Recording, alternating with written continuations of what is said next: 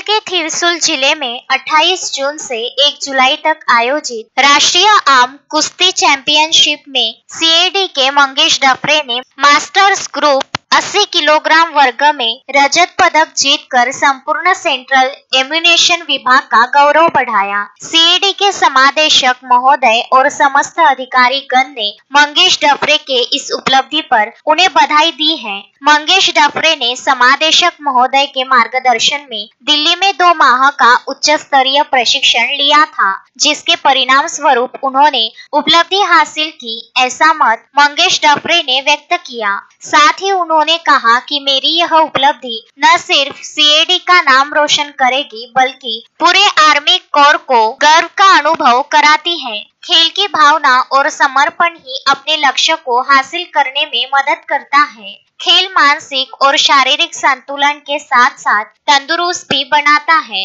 Ashwin Shah, Vidarbha news, Pulgaon.